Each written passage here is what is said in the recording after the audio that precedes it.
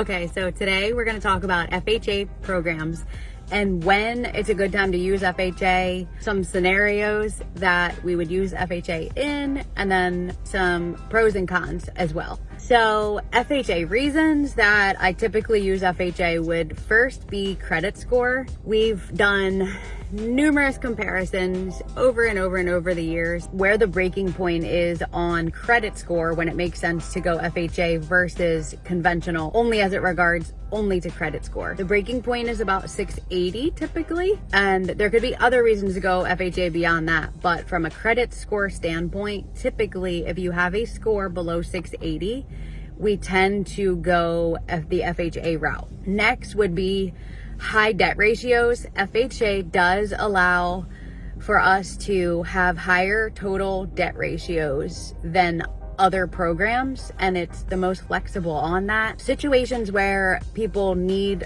to utilize the higher debt ratio program would be, say, where something like this, and it could be other scenarios too, but one really common one is when we have one person that has good credit and one person that might have credit that's pretty bad, but they both make income, and the income, we know the income will cover the mortgage.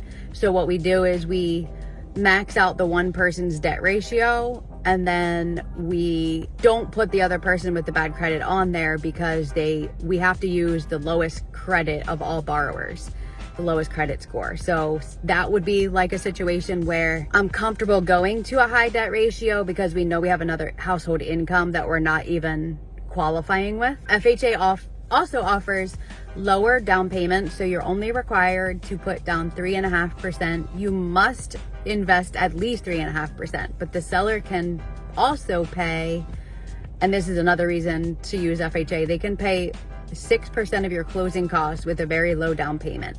So sometimes that's better than conventional, because conventional at that same amount of financing, 96.5% or 97%, conventional only allows the seller to contribute 3%, where FHA allows 6%. That's double the amount of closing cost assistance you can get from the seller. So that's another reason that I would use FHA. FHA does typically have lower interest rates than conventional, which is good. One caveat to that, or one thing that needs to be mentioned, is that the PMI on FHA is typically higher than conventional. So we always make sure that we are assessing the entire situation and making sure that we fit our buyers into the best program.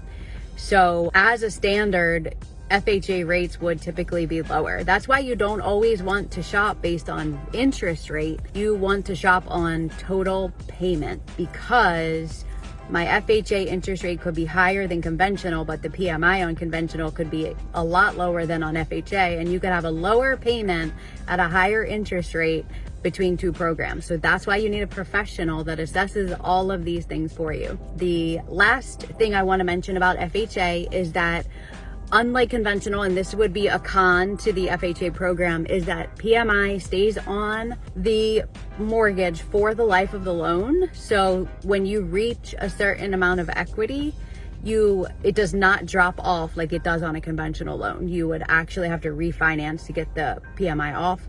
Something worth noting, now if you put more down on an FHA loan, the PMI, it's only on there for 11 years. So if you put 10% down, PMI comes off at the 11-year mark on an FHA loan. So hopefully that helps. Have a great day.